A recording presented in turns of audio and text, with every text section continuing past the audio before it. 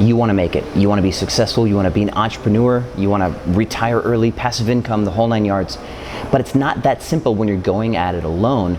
There are 4 mental traps that you need to know about that can stop you from getting there if you don't fix them right now.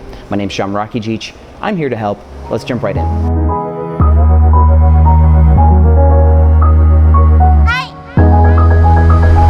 All right, so welcome back. Now, most of you on this channel know that I've built multiple million-dollar businesses on my own without a mentor, without financing. I've just self-funded, reinvested my profits from my businesses, and built more businesses. This is what I do.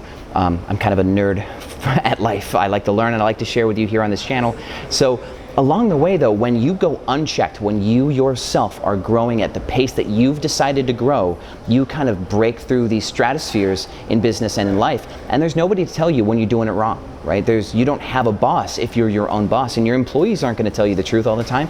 So the problem is you'll get hung up on mental traps. They're inside of your own brain. You're the only one that can see them. And if your employees are close enough to see them, they don't want to get you upset and get fired for telling you something you don't want to hear. So they're probably not telling you these things. So let me give you the 4 mental traps that I've either broken through or I'm still working on, because nobody's perfect, and this is a chance for you to learn from some of my confessions. But this will help you grow your businesses faster than I grew mine, quite likely. So mental trap number 1. This actually came from a consulting call I just did with a guy, went to a prestigious school, highly intelligent, and obviously this is his mental trap, and it's called paralysis by analysis. Essentially what this is people who are smart are good at learning and doing research and figuring things out and creating like a business plan, for example, is what a smart person would like to do, as opposed to some scrappy person who just gets out there and is street smart. The problem with this is the more you learn, the more you realize that there's more to learn. So a lot of people in the paralysis by analysis sector, what will happen is they'll start planning and they feel like they need to polish their plan up. They need to really plan for some contingents. When things go wrong, they need to plan for that. And they start planning for all these little fringes outside of their core plan. And as they learn these little fringes, they start to see all these other nuances of the industry, and they really feel like they can never know enough to feel like they're perfectly ready to make the jump. And the more you learn, the bigger it looks and the more daunting it gets. And that can be scary. When you know 90% of what is possible to know at this point in your business endeavor, and you feel like you need to know the other 10%, you're scraping, and you're adding hours and hours of research time just to gain little bits of new information, that becomes more challenging. And it feels like it's harder than it should be, because now you've already learned everything you need to know, but getting that little bit of new information, it's almost like leveling up in a video game. The last 5 levels take the longest kind of thing, right? I've got a buddy, his name's Michael, and he's a sales guy and an actor and a comedian. So he's got the sales thing in common with me, but he's also more charming. And I remember on a phone call, he's asking me for some advice. And he said, with response to like his business that he's in, he says, "I know just enough to be dangerous." That's a great phrase to go with here. So if you are a paralysis analysis person, memorize that phrase, know enough or know just enough to be dangerous. Ask yourself if you know enough that you can make a splash, not that you have to know the most, because at the end of the day, all that learning that you're doing, discovering those little nuances and discovering those what ifs and those like causal things that you guys like to like map out and graph out, a lot of that stuff should be done on the fly as you're building and growing, because there's no better way to gain true context for your data than having action happening at the same time. So technology companies, they do this. They have to build the highway that they are racing on at the same exact time as they're growing, right? Technology companies are depending part of their newest model on a tech that they haven't finalized yet, right? If Apple doesn't figure something out, their plan for their newest phone won't go through, but they're planning on knowing what they need to know by the time they get there, right? So plan to know enough when your bridge comes, okay? You don't need to know everything now to make the whole race. You need to know just enough to get started and learn as you go, okay? Trust yourself. I know that's tough, but do it. And that leads me to my second mental trap. Number 2, self-doubt. This is one that I had. Oh my goodness, so I grew up really poor. I think a lot of you know, grew up in Wisconsin, very small town of Wisconsin. Delavan, Darien, I lived in between both of them.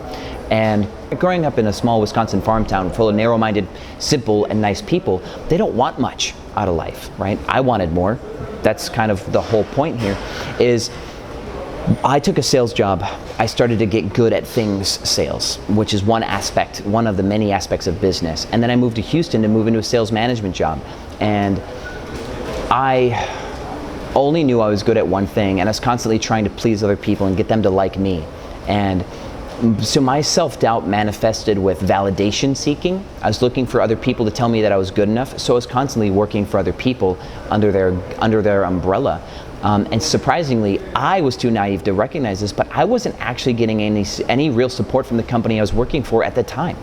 So I was doing all the work, solving all of my own problems, thinking that the company was protecting me, when really they're just making a killing off of all my own labor. But my self-doubt had me blind to the truth, which is I thought I needed people. I thought I needed people above me to validate me, to make me feel like I was making it, that I was good enough. And so when it came to kind of going at it on my own, shedding the belief that I was this small town Wisconsin person, that I was inherently not good enough because that's what I was told my whole life, and that I wasn't going to make it doing new things. Those voices are in the back of your head. And I know a lot of my friends will say, well, Sean, you've always just gone and done your own thing. You've always made it. You've always made it work. Well, that's because I got good at ignoring the self-doubt. Right? I got good at ignoring that voice that says, don't do it. And I did talk about this in a previous video. You push your boundaries every day, make it a habit, and challenge those voices in your head that are limiting. Anything in your brain that says you can't do something or you're not going to be good enough. Make a daily goal to challenge those voices, because you're going to notice that you're going to keep growing past those, and you're going to see how wrong you are. Right? That little voice in the back of your head, you are wrong. You're going to find out how powerful you are, and you're going to start to love the discomfort from growth. You're going to really appreciate growing. It's going to be awesome. So self-doubt is just this part of your brain that's trying to stop you from dying by walking accidentally off of a cliff or into a lion's den. Ignore it, but train yourself to ignore it. So a couple books that I recommend. So first off, Paralysis by Analysis, we just talked about that. And there's a book, The 4 Principles of Execution, or The 4 Disciplines of Execution. I'm going to recommend that book, probably plus a couple other ones based on being action-oriented and moving from paralysis to action. That's important for you guys. And there's some books on self-doubt that I think will be great for you too. More specifically, one about realizing that your weaknesses can be strengths, and this will help you hopefully wind around your self-doubt. It's called David versus Goliath. It talks a lot about how we perceive a shortcoming, but we secretly have an advantage over our bigger competitors with our shortcoming. It's a wild book, and you'll like it. So, moving on to mental trap number 3, bad habits. And this is where I'm going to give you a confession. Okay, let me stop my vibrating phone here. Okay, so my confession for you, I play Pokemon Go still. This is a bad habit, and because it's a time waster. My best friend Sean Ray posted on Facebook something that kind of spoke to me, and this allows me to kind of talk to you about it. So the truth is he said this. He's like, I've got friends who are highly productive people, the most productive people that I know, but whenever they have any downtime, any lulls in their productivity, they will turn to any means whatsoever to keep themselves feeling productive, staying busy. I'm an achievement addict. I'm a productivity nut or productivity junkie.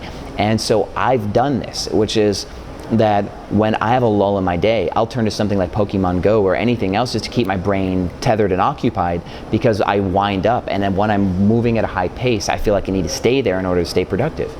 You might have bad habits that are video games or watching movies or just doing stupid stuff with your time. Poor physical or dietary habits that keep you from having good amounts of energy, not getting enough sleep. You like stay up on social media and you don't get any sleep at night. You might drink too much, and you'll go out and drink too much one night and wake up and feel like trash the next day, and you can't be productive because you're just mentally just dead inside. Those are bad mental habits, and there's other habits out there that might be attacking your productivity. And so look at it like this. You need to be aware of your mental habit and its demons. So let me tell you about what Pokemon Go has stopped me from doing.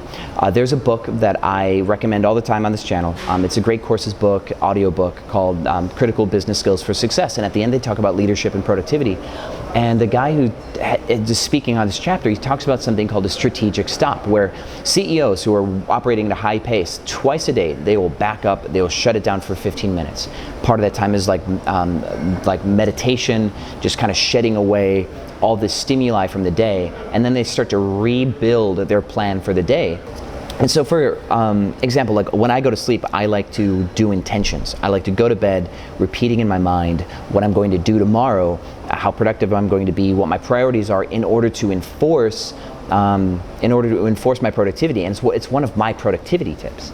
But the day shows up and things start happening and I kind of get off track.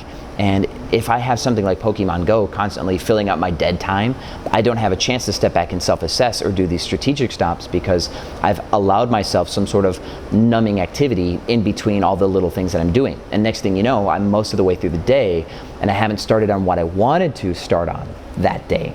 And it's just all a waste. So Pokemon Go keeps me from being productive. You feel me? So that's mental trap number 3, breaking bad habits. I'm going to find you some resources on habit breaking. That way you can have them, because obviously it's something I think we all should work on. We just all really should. It's a big deal. So number 4 is bad people. So let's recap. Number 1 was paralysis analysis. You're stopping yourself because you feel like you need to have your project be perfect. Self-doubt is you're stopping yourself because you feel like you need to be perfect and you're never going to be that. 3 is bad habits. You're stopping yourself because you're allowing things into your life that are ruining your ability to set and keep priorities. You can't work on your priorities because you're bad habits. Well, number 4 is you're stopping yourself because you're letting other people poison yourself, your thought process. You are having thoughts because your tribe is influencing you in a way that's bad for you. Okay, so let's look at that. Harvard has done a study, and other people have done a similar study, and I'm not going to quote one specifically, but they say that your income is some sort of average between the 5 people you spend the most time with. And there's other studies that say people would rather be wrong and keep their tribe than to be right and to lose their tribe, for example. So there are things here in play that speak towards our social creature. We are tribal group animals. We don't like being alone much. That's not our thing.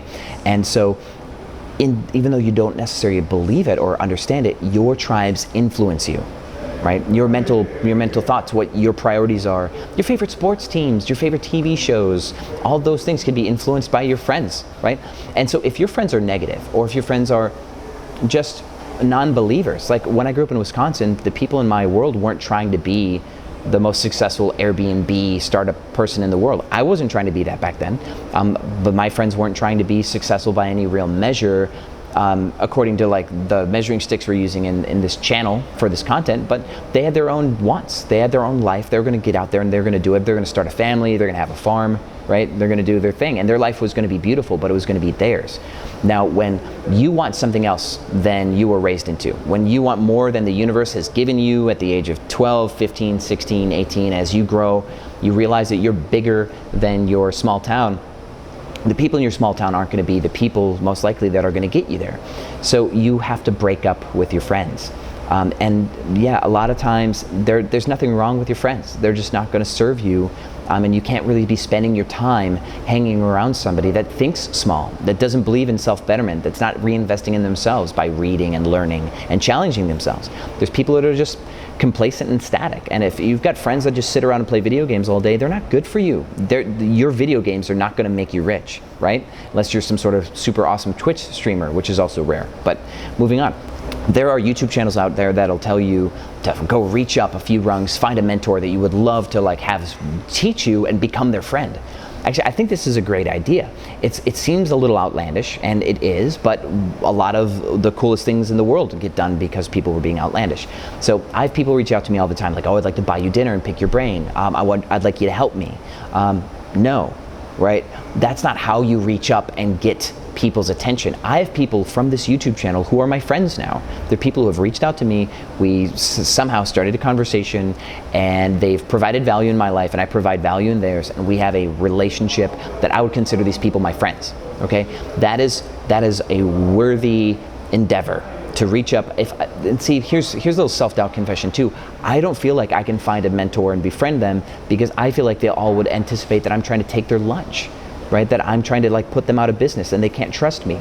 So if I was going to reach up and find a mentor, I need to find somebody in a non-competitive space that I can still provide value to, right? So that's really the thing, is if you're going to reach up, you have to provide value up in order to win these friends, right? You don't just reach up and say, I'd love for you to be my mentor, I'd love for you to help me, let's be friends, can I buy you dinner, and ask for your brain, which is by far more valuable than my brain because I want to be where you are. It doesn't work like that. So But do it, okay?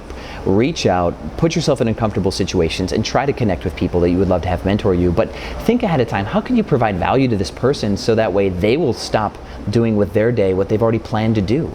You can just imagine this person's already up to a bunch of stuff. How are you going to help that grow, right? Think that way. So there are plenty of books on bad people. I read a lot on employing people, so I've got one like called Bad Apples, and it talks about how one bad employee can ruin the bunch. I've got other books on teams and stuff, and they do apply to your friend groups, like Primal Teams or The 5 Dysfunctions of a Team are great books about managing and building teams. I'm gonna go hunt down some ones on friendship, and I've got this buddy, his name's Ryan Foley. He's also a consultant. He does like deception detection and body language stuff, and but he's in this space with the the cerebrals of psychology, and I'm sure he'll have one. So I'm going to ask him, and then before this video is published, you're going to see some resources down at the bottom about how to cultivate good friendships with the right types of people, finding your tribe. So these 4 mental traps are not the only 4 mental traps that'll stop you from being successful, but they're 4 that are pretty significant. I've had real brushes with all of them. And actually, let me talk more about the friends one. I tend to hermit up and be alone because, like I said, I don't feel like I can find mentors that'll be my friend. It's kind of harder. I think they're more rare above me. There's less people up there than I would like. And I do have people that I love to death that are my friends, but they just don't see things my way. They don't want what I want. They're not able to go out there and get it like I'm able to go out there and get it. So when it's important for me to protect my mental state of mind, I will just disappear. I will shell up, and people will not see me because I'm guarding my brain and I'm training my brain to hit that next plateau. And as I'm reinforcing the positive thoughts and that self-belief, and I'm planning my jump, and I'm going to make this happen, I'm taking the big risks that nobody else is going to take, I will shut people out. If they don't serve that purpose, they are dead to me. Sorry, everybody, but I'm in a glass box, and that's my launch pad. And so it's okay to distance yourself from bad people, even if you don't have new people. Sometimes you have to learn to be alone. They say that leadership is the loneliest thing that you could do. You actually start eating alone because you prefer to eat alone. You start spending your evenings alone because you prefer to be alone because you're so exhausted by investing into other people, and just the way the world works. So be prepared for that too. So try to find other people who get you. Network with other leaders who know what it's like to need alone time. They can help you draw those healthy boundaries and have that healthy balance.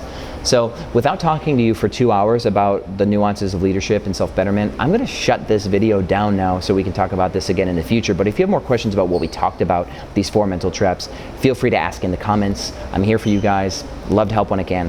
And if you like this video, if you find this stuff valuable, like this video, of course, for YouTube's algorithm, so more people can have the benefits of transcending some of their mental traps. And if I haven't earned your subscribe click yet, I hope to one day in the future. With that said, thank you for watching Airbnb Automated, and I'll see you on the other side.